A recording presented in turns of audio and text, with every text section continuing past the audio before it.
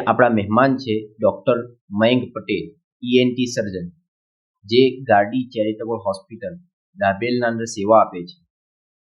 એમના થકી આ પોડકાસ્ટની અંદર આપણે જાણશું કે ઈએનટી એટલે કાન નાક ગળા વિભાગ શું છે, એના લગતા રોગો કયા છે, એ રોગોનું નિદાન કઈ રીતે થાય છે અને એ રોગોથી બચવા માટે આપણે શું શું કરવું જોઈએ, એ આ પોડકાસ્ટની અંદર આપણે જાણશું. પહેલાં તો આપણે તમારા ઇન્ટ્રોડક્શન વિશે પૂછીએ કે એઝ અ ઈએનટી એટલે તમે ક્યાંથી પાસ આઉટ કર્યું ને કઈ રીતે આગળ તમને ઈએનટી બનવા માટે શું પ્રોત્સાહિત કર્યું, એના વિશે થોડું જાણીએ આપણે. myself Dr. Mayank Patel, ENT and head and neck surgeon. એટલે મારો ઈએનટી પાસ આઉટ યર 2009, એટલે છેલ્લા 16 વર્ષથી ઈએનટી તરીકે પ્રેક્ટિસ કરું છું. પ્રોત્સાહન એટલે હવે આ તો કેવું હોય કે એમબીબીએસ પછી જે આપણા મેરિટ્સ હોય એ પ્રમાણે આપણે જો રેન્ક હોય એ પ્રમાણે આપણને જે કોઈ પણ સીટ અવેલેબલ એમાં ઈએનટી મને મળતું હતું ને એ રીતે ઈએનટી લીધું. હવે આમાં કેવો ઉત્સાહ તો તમે કોઈ પણ બ્રાન્ચમાં લો કે ઈએનટી કેવું કે ઈએનટી લીધા પહેલા આપણને એમ જ કે ખાલી કાન નાક ગળું ઈએનટી એટલું છે, પણ ઈએનટી ની અંદર શું છે કે તમે એક વખત ઈએનટી માં એડમિશન લો એના પછી જ ખ્યાલ આવે કે ભાઈ ઈએનટી માં કેટલી બધી વસ્તુ છે, અને પછી એમાં ધીરે ધીરે પ્રોત્સાહન આવે છે. છેલ્લા 16 વર્ષથી ઈએનટી તરીકે પ્રેક્ટિસ કરું છું. જે પ્રમાણે તમે કીધું કે ઈએનટી કે ઇયર નોઝ થ્રોટ, તો ઈએનટી એ બીજા ડોક્ટરો કરતા કઈ રીતે અલગ પડે? ડોક્ટરો કરતા ઈએનટી માં કેવું છે કે અમારે specific ENT ear nose throat, હવે એમાં સ્પેસિફિક કોમન ફાઇન્ડિંગ કેવું હોય કે કોમન ફાઇન્ડિંગ તો બધા જ ડોક્ટરો ટ્રીટ કરતા હોય છે કે ભાઈ નોર્મલ શરદી ખાંસી હોય કે ભાઈ નોર્મલ ગળામાં દુખતું હોય. હવે અમારી સ્પેસિફિક બધા માટે કેવું કે શરદી, હવે એક્યુટ અને ક્રોનિક. હવે સામાન્ય શરદી હોય એ તો ચાલો તમે 4-5 દિવસ કોઈ પણ સિમ્પલ મેડિસિન લઈ લો જનરલ જીપી પાસે તો પણ સારી થઈ જાય. હવે અમારો રોલ ઈએનટીમાં ઇમ્પોર્ટન્ટ એના માટે છે કે જે શરદી જે નોર્મલ દવાથી પણ સારી ના થાય, એલર્જી રાઇનાઇટિસ કે લાંબા ટાઈમથી થતી શરદી હોય, હવે એ શરદી કેવી કે તમે નોર્મલ દવા લો તો પણ ફરક નથી પડતો, એટલે એ સ્પેસિફાઈ કરવામાં અમારો રોલ આવે કે ભાઈ એલર્જીના લીધે છે, નાકમાં કોઈ તકલીફ છે કે નહીં. જેમ કે આપણે કહેતા હોય કે નાકનો પડદો વાંકો હોય તો નાકના પડદો વાંકાના લીધે પણ વારે ઘડી શરદી રહેતી હોય, શરદીના લીધે નાક બંધ રહેતું હોય, માથું ભારી ભારી લગતું હોય, એ રીતે અમારો રોલ એમાં અલગ.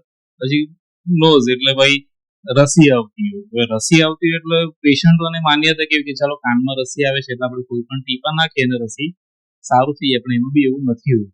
રસી આવવાના પણ બહુ બધા કારણો હોય છે કે ભાઈ કોમન રસી છે, કાનમાં સડો છે એના લીધે રસી આવે છે, કાનમાં ફંગસ ઇન્ફેક્શન થયું એના લીધે રસી આવે છે. નોર્મલ પબ્લિકને કેવું કે ચાલો રસી આવે છે મેડિકલમાંથી જઈને કાનના ટીપા લઈ આવીએ નાખીએ ને સારું થઈ જશે, એવું બી નથી હોતું.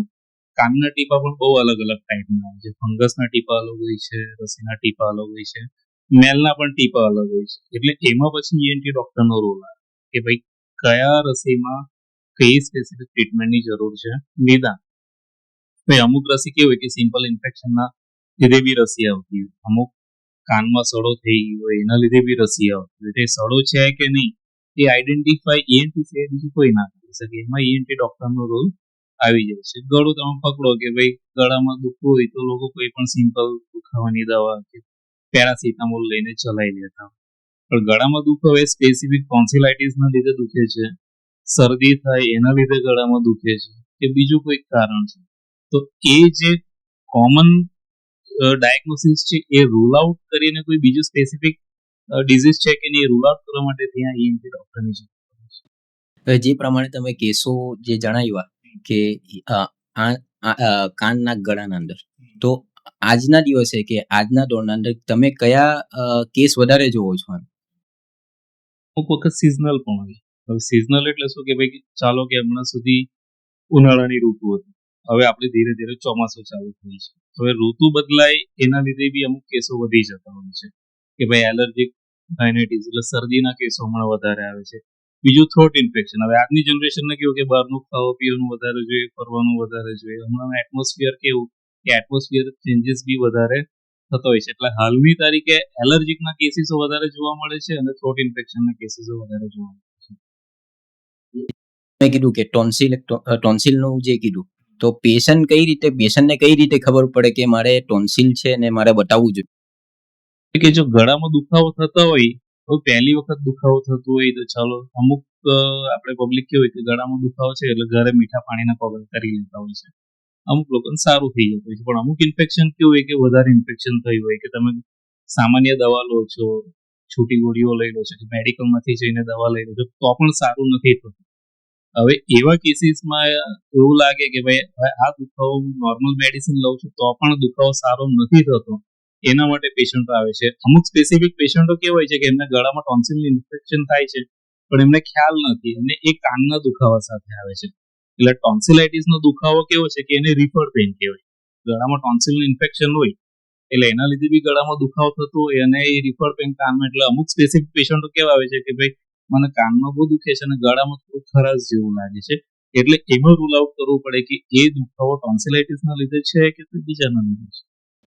તે કાનના અંદર, તો કાનના અંદર પેશન્ટ કઈ રીતે ખબર પડે કે તમે વિઝિટ કરવી જોઈએ ઈએનટી? પેશન્ટોને 2-3 ફાઇન્ડિંગ કોમન છે. કારણ વગર કાનમાં દુખવું, કાનમાંથી વારે ઘડી રસી આવી, અને અમુક પેશન્ટો કેવા હોય કે ઓછું સંભળાતું એ રીતે કે એ રીતે એ લોકો કાનની મુલાકાત લેતા હોય છે. હવે ઓછું સંભળાવું કે આજકાલના અમુક જનરેશન લોકો હેડફોનનો યુઝ વધારે કરતા હોય છે, એટલે કન્ટિન્યુ નવું જનરેશન હોય એ કન્ટિન્યુ લાંબા સાઉન્ડ પર હેડફોન બહુ લાંબા ટાઈમથી યુઝ કરતો હોય તો જેવા પેશન્ટોને બેરાસ બી નાની ઉંમરે બેરાસ વહેલી આવી શકતી હોય છે. અમુક પેશન્ટોને મેં જે તમને આગળ કીધું કે ભાઈ રસી આવે છે, નોર્મલ ઇન્ફેક્શન હોય તો રસી તમે એક વખત મેડિસિન લો, 4-5 દિવસ એન્ટીબાયોટિક ઇયર ડ્રોપ લો સારું થઈ જતું હોય છે, પણ અમુક પેશન્ટોને રસી દવા પૂરી થાય અમુક ઇન્ટરવલ સારું રહે ને પાછી રસી આવે છે. એટલે વારંવાર રસી આવે એટલે એમાં પેશન્ટો પણ કોન્શિયસ છે કે ના હવે મારે કાનના ગળાના ડોક્ટરને બતાવવું પડશે કે કાનમાં શું છે. જે પ્રમાણે તમે કીધું કે હેડફોન ને યુઝ કરતા હોય, હવે એના અંદર કઈ રીતે પ્રિકોશન કરવા જોઈએ? કે આજે તો બધા જ કોઈ પણ હોય, હું પણ હોય કે કોઈ પણ હોય, બધાને જ આપેલું આદત પડી છે કે એરપોર્ટ્સ લગાવો કે હેડફોન લગાવીને સાંભળવાની આદત છે.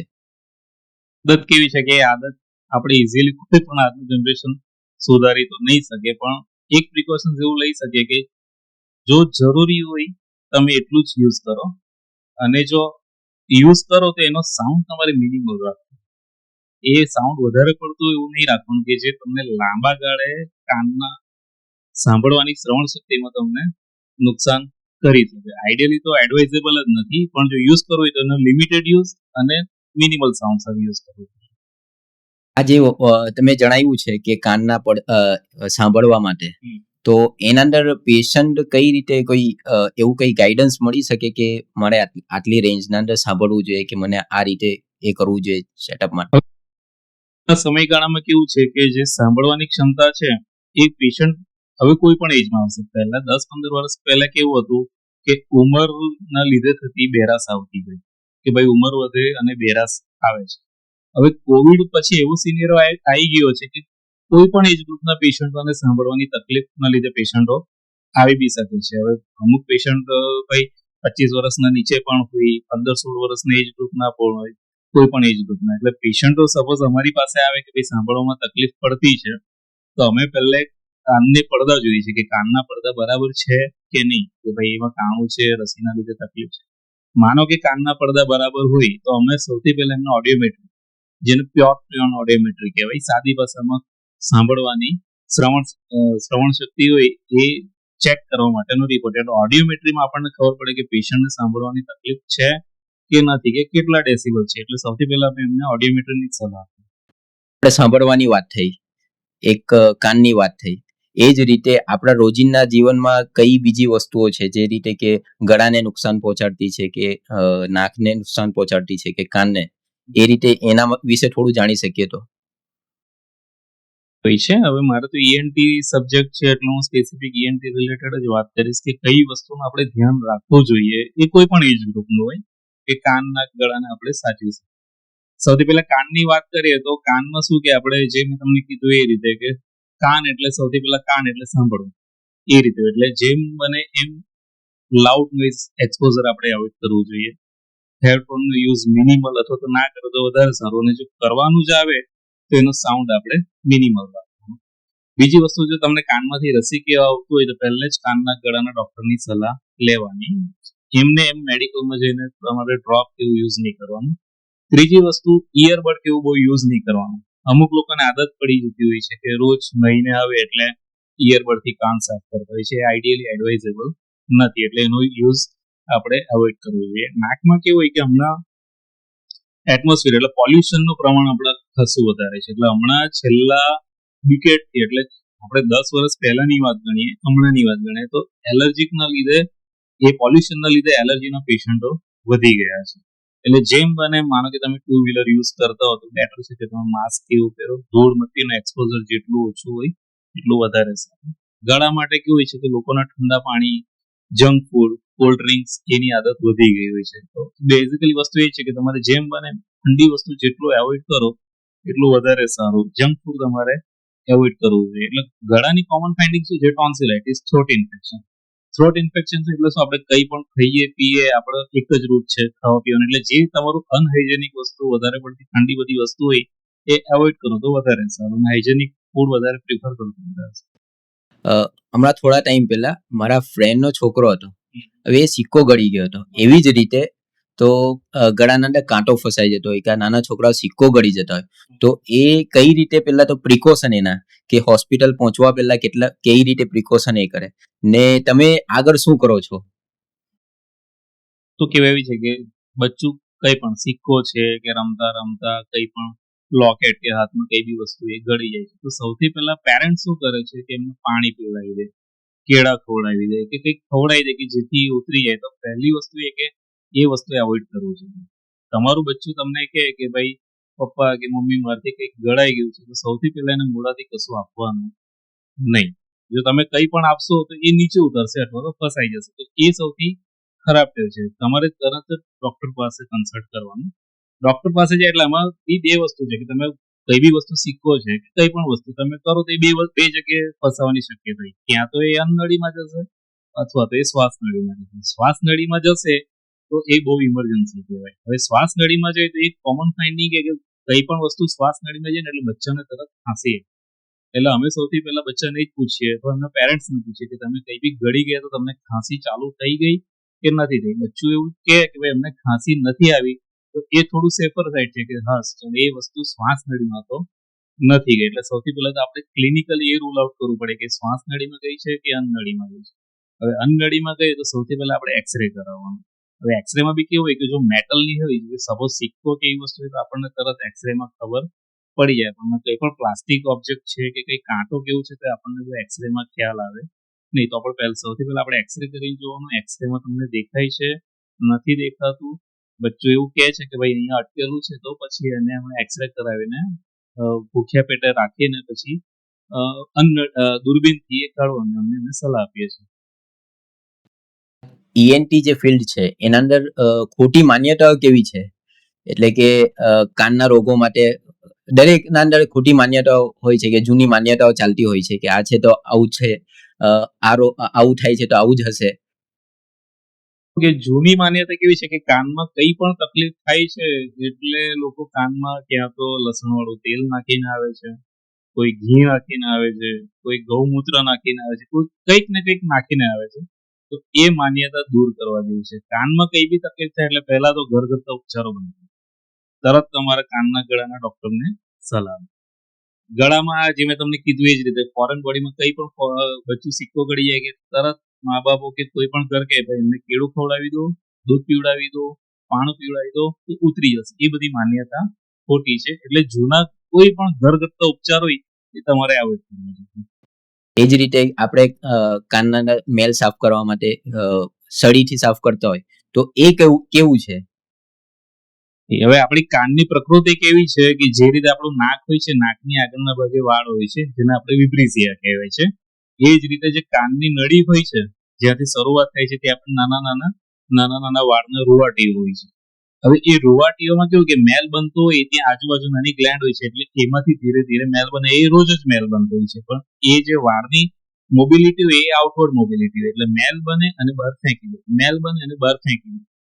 ઇયરબડ રેગ્યુલર યુઝ કરવાથી શું થાય છે કે જે નાના નાના મેલના રજકણો જે બનતા હોય છે, તમે રોજ ઇયરબડ નાખો તે નાના નાના મેલ તમારો અંદર જમા થયા કરે અને કાનની નળીની અંદરના ભાગે એ વાળની રૂવાટી હોતી નથી, પછી એ ધીરે ધીરે ત્યાં જમા થયા કરે. જે જમા થયા કરે છે એના લીધે પણ લોકોને બેરાસની તકલીફ હોય છે, એટલે એ ઇયરબડ યુઝ કરવું એ એડવાઇઝેબલ નથી.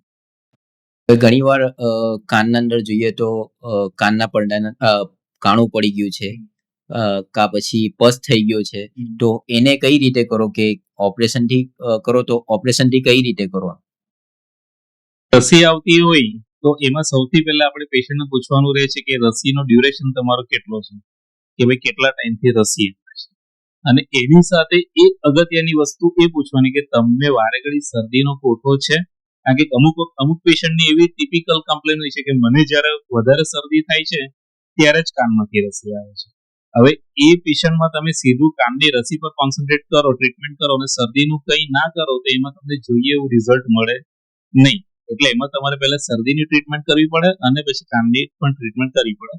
હવે અમુક પેશન્ટ હોય કે કાનમાં પડદામાં કાણું છે. હવે કાણુંમાં કેવું કે 3 કેટેગરીમાં હોય. સ્મોલ પરફોરેશન એટલે નાનું કાણું હોય, મોડરેટ પરફોરેશન એટલે થોડું મીડિયમ અને લાર્જ એટલે મોટું કાણું. હવે નાનું કાણું હોય અને બહુ વધારે તકલીફ નહીં હોય તો તમે કાળજી રાખો તો કદાચ દવાથી આવી પણ શકે. પણ મોટું કાણું હોય અને વારે ઘડી રસી આવતી હોય તો પછી એમાં કાનના પડદાનું દૂરબીનથી ઓપરેશન કરવામાં આવે. એમાં પણ 2 ટાઈપના ઓપરેશન છે કે કાનની પાછળનું જે હાડકી હોય એ હાડકીમાં સડો છે કે નહીં એ પણ આપણે જોવું પડે. માનો કે એમાં સડો હોય અને તમે ડાયરેક્ટ સીધા કાનના પડદાનું ઓપરેશન કરો તો એ ઓપરેશન ફેલ થવાની શક્યતા વધારે હોય. એટલે એમાં કાનના પડદાની પાછળનો સડો સાફ કરીને તમે નવો પડદો લગાવો તો એ ઓપરેશન સક્સેસનો રેટ વધારે હોય છે. પ્રમાણે કીધું કે કાનના પાછળના ભાગે હાડકીના અંદર સડો હોય તો એ કઈ રીતે તમે સાફ કરો? એ ઓપરેશન દૂરબીનથી થઈ છે અને એ સાફ એટલે જે આખો સડો હોય એ સડો એને મેસ્ટોડેક્ટોમી સર્જરી કહેવાય. એ મેસ્ટોડેક્ટોમી સર્જરીથી જે કંઈ પણ સડો હોય એ સડો સાફ કરીને પછી નવો પડદો બનાવવામાં આવે, એટલે એને ટિમ્પેનોમેસ્ટિક સર્જરી કહેવાય. અને આખી સર્જરી દૂરબીનથી થતી હોય છે. ઘણીવાર એટલે હું પણ હોસ્પિટલ લાઈનથી જોડાઉં છું, આપણે સાથે જ કામ કરીએ છીએ. તો જ્યારે આપણે ઓપરેશન થિયેટરના ઇન્સ્ટ્રુમેન્ટ એ કરતા હોય છે તો જોયું છે કે કાનના ઇન્સ્ટ્રુમેન્ટના અંદર બર્ડ્સ જે આવતા હોય છે તો એ ડ્રીલ તો એ જે આપણા એ છે દર્દીઓ છે એને એક્સપ્લેન કરે કે આપણે કઈ રીતે, તો એનાથી આપણે પેશન્ટને જાગૃત કરી શકીએ કે થોડું અવેર થાય એના ડરથી. કે માઇક્રોમોટર ડ્રીલ, હવે હાડકું એ હાડકુને હાડકાની અંદર જે સડો સાફ કરવા એ આપણે ડ્રીલથી કરીએ છીએ. સૌથી પહેલાના જમાનામાં શું હતું કે ગોજ, આપણે અસલ 1800ની કે 19મી સદીની શરૂઆતની વાત કરીએ ત્યારે એટલા બધા એડવાન્સ ટેકનોલોજી નથી. ત્યારે સિમ્પલ ડ્રીલ આપણું હેન્ડ ગોઝ હોય એનાથી ધીરે ધીરે હડકી આપણે એ સડો સાફ કરતા. પછી ધીરે ધીરે નવી ટેકનોલોજી આવી, એમાં ડ્રીલ મશીન આવી. એટલે ડ્રીલમાં કેવું હોય કે જે કંઈક પણ પ્રિસાઇઝ કહેવાય કે જેટલો સડો છે એટલો સડો આપણે સાફ કરીને આખી કેવિટી સ્મૂથ સોસરાઇઝેશન કરીને એની ઉપર આપણે નવો પડદો બનાવતો હોઈએ છીએ. હવે આ આપણે નાક તરફ જઈએ તો નાકના અંદર ઘણા પ્રોબ્લેમ આવતા હોય, ઘણાને વારંવાર શરદી થતી હોય તો નાક વાંકું હોય, પછી હાડકી વધતી હોય તો એના અંદર કઈ રીતે સોલ્યુશન કરો તમે? નાકનો પડદો વાંકો હોવો એ બહુ કોમન ફાઇન્ડિંગ છે. હવે માનો કે આપણે રેન્ડમલી 100 માણસો પકડો, દાખલા તરીકે તો ભાઈ આપણે રેન્ડમલી 100 માણસો પકડીએ. હવે 100 માણસોમાંથી 60-70% માણસો એવા હોય કે એમાં નાકનો પડદો વાંકો હોય. હવે નાકનો પડદો વાંકો એમાં પણ આપણે 2 કેટેગરી ડિવાઈડ કરી છે, સિમ્પ્ટોમેટિક ડીએનએસ એટલે ડેવિએટેડ નેઝલ સેપ્ટમ, અને એસિમ્પ્ટોમેટિક ડીએનએસ. એસિમ્પ્ટોમેટિક એટલે શું કે નાકનો પડદો ભલે વાંકો હોય પણ એ પેશન્ટને એ નાકના પડદા વાંકાના લીધે એમને કઈ તકલીફ રહેતી નથી, એને આપણે એસિમ્પ્ટોમેટિક કહેવાય. સિમ્પ્ટોમેટિક એટલે શું કે નાકના પડદાના લીધે પેશન્ટને વારે ઘડી શરદી રહેતી હોય, વારે ઘડી છીકો આયા કરતી હોય, એના લીધે વારે ઘડી આગળનું માથું દુખાયા કરતું હોય, એને સાઇનોજેનિક હેડેક કહેવાય. અને એ વારે ઘડી શરદીના લીધે અમુક પેશન્ટને નાકમાં મસાબી થઈ જતો હોય છે, એટલે એ પેશન્ટને આપણે સેપરેટ કરવા પડે. એના માટે પહેલા આપણે સીટી સ્કેન કરાવવું પડે, જેને CTPNS કહેવાય, પેરાનઝલ સાઇનસ. એના પરથી ખબર પડે કે નાકનો પડદો વાંકો તો છે જે ક્લિનિકલી દેખાય છે, એની સાથે સાઇનસમાં મસાબી છે કે નહીં અને એ સર્જરીથી સારું પણ થઈ શકે. સારું એટલે શું કે એ એલર્જીક કહેવાય, એટલે સર્જરી એ એનો કમ્પ્લીટ ક્યોરેબલ ટ્રીટમેન્ટ ના કહેવાય, પણ જે પેશન્ટો આના લીધે વારે ઘડી હેરાન થતો એ પેશન્ટને 60-70% એ સર્જરીથી ફાયદો થાય અને એ સીધી દૂરબીનથી એ સર્જરી થતી હોય છે, જેમાં નાકની ઉપર કોઈ પણ ચીરો કે આવતું નથી. એને આપણે કોસ્મેટિક સર્જરી તરીકે પણ ગણી શકીએ કે દૂરબીનથી થતી નાકની સાઇનસની સર્જરી. દરેકના અંદર કેવું કે આપણે દરેક શરીરના દરેક અંગની સાફ સફાઈ કરતા હોય. હવે એ જ રીતે તો પ્રિકોશન લેવું હોય નાક માટે, તો આપણે આગળ શું કરી શકીએ નાક માટે? પ્રિકોશન્સ છે કે જેમ બને એમ એલર્જીક સબસ્ટન્સ જે ધૂળ મટ્ટી છે એને આપણે એવોઇડ કરવું જોઈએ. એના માટે આપણે 2 વ્હીલર કેવું યુઝ કરતા હોય તો બેટર છે કે આપણે માસ્ક કેવું પહેરવું જોઈએ. અને સૌથી અગત્યની વસ્તુ ઠંડી વસ્તુ એવોઇડ કરવી જોઈએ, કે અમુક લોકોને ઠંડુ પાણી પીવાથી, ઠંડા પીણા પીવાથી તરત શરદી પકડી લેતું હોય છે. એ વસ્તુ તમારે એવોઇડ કરવી જોઈએ. હવે જે રીતે ગળા તરફ જઈએ તો ગળા માટે વારંવાર ટોન્સિલેક્ટોમી થતી હોય, ઇન્ફેક્શન થતું હોય, તો એના માટે આપણે શું કરી શકીએ? ને એ જે ઓપરેશન કરો છો એ કઈ રીતે કરો છો? હોય કે ગળામાં ઇન્ફેક્શન તો એ ટોન્સિલેક્ટોમીના પણ ક્રાઇટેરિયા યુઝ્યુઅલી હોય છે, કે માનો કે પેશન્ટને ફર્સ્ટ ટાઈમ ઇન્ફેક્શન થતું હોય તો પહેલા ઇન્ફેક્શન યુઝ્યુઅલી આપણે એન્ટીબાયોટિકનો કોર્સ આપતો હોઈએ છીએ, અને પહેલી ઇન્ફેક્શનમાં ફર્સ્ટ ઇન્ફેક્શનમાં આપણે સર્જરી એડવાઇસ નથી કરતા. હવે ટોન્સિલેક્ટોમીના ક્રાઇટેરિયા શું કે વર્ષમાં 3 વખત તમને ઇન્ફેક્શન થતું હોય એ થિયરેટિકલ છે, અને 3 વખત કરતા વધારે ઇન્ફેક્શન થતું હોય તો હા, એ પેશન્ટને આપણે ટોન્સિલેક્ટોમી સજેસ્ટ કરી શકીએ. હવે ટોન્સિલેક્ટોમી સર્જરી કેવી છે કે નાની સર્જરી છે, અડધો-પોણો કલાકમાં થઈ જાય, એમાં બહારથી કોઈ પણ ચીરો કેવું આવતું નથી, અંદરથી થઈ જાય છે. અને હમણાં એડવાન્સમાં કેવું કે તમે કોબ્લેશન ટેકનિક આવે છે, એ કોબ્લેશન થી પણ તમે ટોન્સિલેક્ટોમી કરી શકો, જે યુઝ્યુઅલી અમે પીડિયાટ્રિક પેશન્ટોમાં વધારે સજેસ્ટ કરતા હોઈએ છીએ. થાઇરોઇડની ગાંઠનું પણ ઓપરેશન થતું હોય છે, તો એના અંદર કઈ રીતે કરો? થતું હોય છે. હવે થાઇરોઇડમાં પણ કેવું હોય કે અમુક પેશન્ટો થાઇરોઇડમાં ગળાની ગાંઠ હોય એના લીધે યુઝ્યુઅલી આવતા હોય છે. એમાં પણ આપણે ડ્યુરેશન પૂછે કે ભાઈ તમને થાઇરોઇડની આ જે ગાંઠ છે એ કેટલા ટાઈમથી છે તમને. હવે એમાં સૌથી પહેલું મોસ્ટ ઇમ્પોર્ટન્ટ ઇન્ફેક્શન છે થાઇરોઇડ ફંક્શન ટેસ્ટ. હવે થાઇરોઇડ ફંક્શન ટેસ્ટમાં કેવું હોય કે પેશન્ટને આપણે હાઇપરથાઇરોઇડિઝમ છે કે હાઇપોથાઇરોઇડિઝમ છે આપણે રૂલ આઉટ કરવું પડે. અમુક વખત પેશન્ટના હાઇપો કે હાઇપરથાઇરોઇડિઝમના લીધે પણ ગળામાં ગાંઠ આવી શકતી હોય છે. માનો કે થાઇરોઇડ ફંક્શન ટેસ્ટ તમારો નોર્મલ ના હોય તો પેશન્ટને આપણે પહેલે એન્ટીથાઇરોઇડ ટ્રીટમેન્ટ પર મૂકતા હોય છે. એના લીધે પણ અમુક વખતે તમારો સોજો ઉતરી જતો હોય છે. પણ અમુક પેશન્ટના થાઇરોઇડ ટીએફ એટલે થાઇરોઇડ ફંક્શન ટેસ્ટ નોર્મલ હોય અને એમાં પણ થાઇરોઇડની ગાંઠ જોવા મળે તો એ સિસ્ટિક હોય, અથવા તો એને આપણે નોડ્યુલર ગોઈટર પણ કહી શકીએ બીજી રીતે. તો એવા પેશન્ટને યુઝ્યુઅલી આપણે સર્જરી સજેસ્ટ કરતા હોઈએ છીએ. હવે આપણે જોયું કે દરેક ફિલ્ડના અંદર ઇનોવેશન કે અપગ્રેડેશન થતું હોય, તો આજથી 20 વર્ષ પહેલા કે 10 વર્ષ પહેલા ને હમણાં ને આજથી ફ્યુચરમાં અંદર કઈ ટેકનોલોજી તમે યુઝ કરી છે, કરો છો અને કરશો? તો હવે દિવસે નવી આવી જ રહી છે. હવે આપણે આજથી 20 વર્ષ પહેલાની વાત કરીએ અને આજની વાત કરીએ તો એમાં પ્રેક્ટિસમાં પણ અને સર્જરીમાં પણ બહુ વાસ્ટ ડિફરન્સ છે. જેમ કે હવે સપોઝ આપણે નાકની વાત કરીએ તો હવે એન્ડોસ્કોપિક સર્જરી વધારે થતી હોય છે, જ્યારે 20 વર્ષ પહેલાની વાત કરીએ ત્યારે એન્ડોસ્કોપિક એટલું યુઝ ટુ નહોતું, કે ભાઈ લોકો સિમ્પલ નાકના પડદાનું પણ ઓપરેશન કરવું હોય તો હેડલાઇટથી આપણે ઓપરેશન કરતા હતા. ત્યારે દૂરબીનની કેવી ફેસિલિટી નથી. હવે હમણાં કેવું છે કે તમે અત્યારની જે રિસન્ટની વાત કરો તો નાકના ઓલમોસ્ટ બધા જ ઓપરેશન એન્ડોસ્કોપ, સાદી ભાષામાં એને દૂરબીનથી થઈ જતા હોય છે.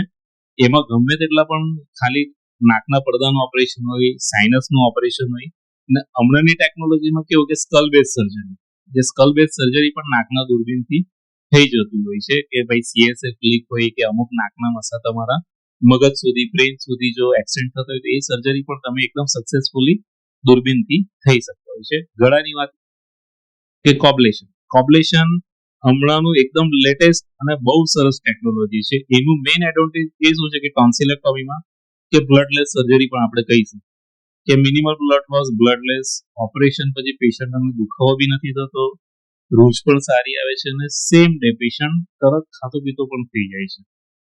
કાનમાં ઓલરેડી માઇક્રોસ્કોપ, હવે દૂરબીનથી પણ કાનના ઓપરેશન થઈ જશે, એને આપણે ઓટોએન્ડોસ્કોપી પણ કહીએ છીએ, એનાથી પણ ઓપરેશન થઈ જાય છે. હવે તમે કીધી ફ્યુચરની વાત, ફ્યુચરમાં તો હવે ફ્યુચરમાં કઈ કઈ ટેકનોલોજી આવે તો આપણને બહુ ખ્યાલ નથી, પણ રોબોટ હમણાં આવી રહી છે, જે રીતે રોબોટિકની સર્જરી થઈ રહી છે, એમાં ઈએનટીમાં પણ કંઈક આવશે. બીજી વસ્તુ કે નેવિગેશન સિસ્ટમ પણ હમણાં છે, પણ નેવિગેશન સિસ્ટમ કેવી કે ENTમાં બહુ એક્સપેન્સિવ છે અને યુઝ્યુઅલી એ નાના સેન્ટરો આપણે એફોર્ડ કરી પણ નથી શકતા. બાકી આ કોબ્લેશન છે, દૂરબીન છે, એ અત્યારની એકદમ આધુનિક પદ્ધતિ છે.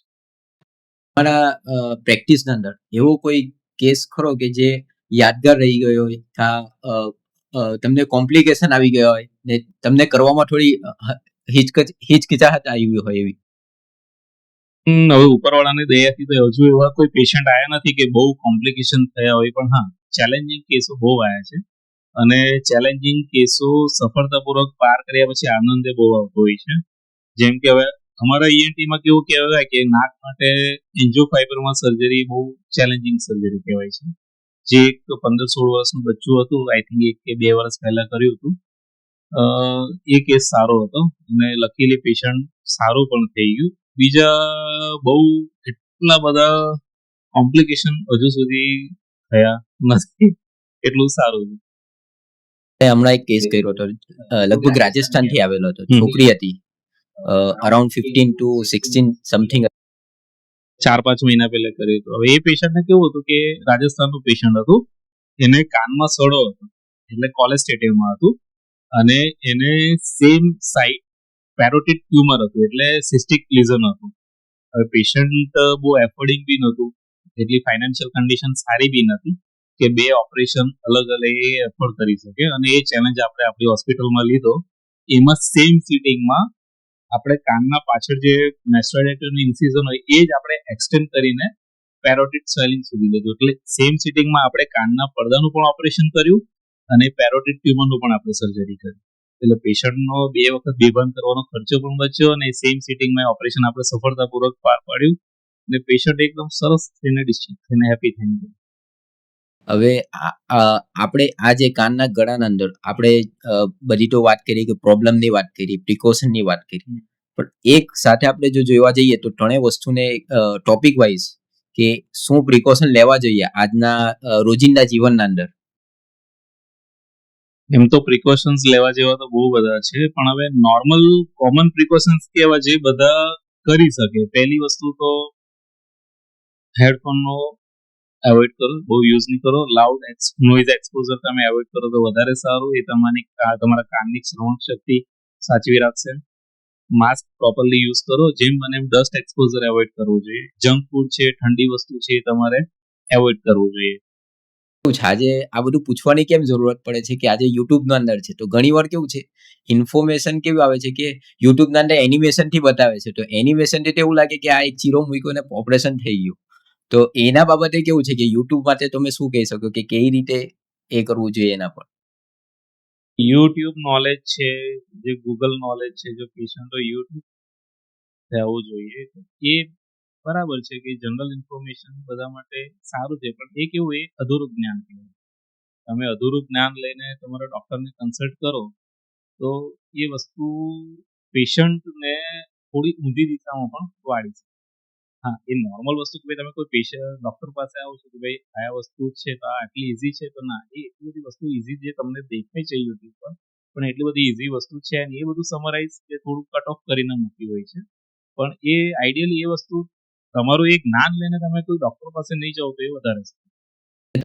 ખૂબ આભાર કે તમે અમને સમય આપ્યો ને આપણા દર્દીઓને જાણવા મળ્યું કે આગળ કાનના ગળા વિશે પ્રિકોશન છે ને કઈ રીતે તમે સર્જરી કરો છો, ને તમારું ઇન્ટ્રોડક્શન પેશન્ટને ખબર પડી કે તમે ગાડી ચેરિટેબલ હોસ્પિટલમાં સેવા આપો છો. બીજી એક વસ્તુ એ કહું કે ENTમાં મારું આખું છે એક સર્જરી, એટલે એમાં કેવું કે આપણે ટ્રોમેટિક વર્ક પણ આપણે ENTમાં થાય છે. જે રીતે કે ભાઈ જડબાનું ફ્રેક્ચર હોય, ઝાયગોમાનું ફ્રેક્ચર હોય, તો એ પણ ENT સર્જનમાં અંદરમાં આવે, એ પણ આપણે ઇઝીલી કરી શકતા હોય છે. કે અમુક પેશન્ટોને કેવી મીથ હોય છે કે ભાઈ ચલો પડી ગયા છે, એ બેઝિકલી એક્સિડન્ટના કેસો હોય છે કે ભાઈ પડી ગયા છે, ફ્રેક્ચર થયું છે, તો એ લેટ ગો કરે છે. તે એકચ્યુઅલી લેટ ગો ના કરવું જોઈએ. તમારે એક વખત ENT ડોક્ટરને પણ કન્સલ્ટ કરવું જોઈએ કે ભાઈ આમાં આગળ કંઈક કરવા જેવું છે કે નહીં, કે ભાઈ આમાં સર્જરીથી આવી જશે કે નહીં આવી જશે, એ પણ પેશન્ટનું ધ્યાન રાખવું વધારે છે. Thank you so much.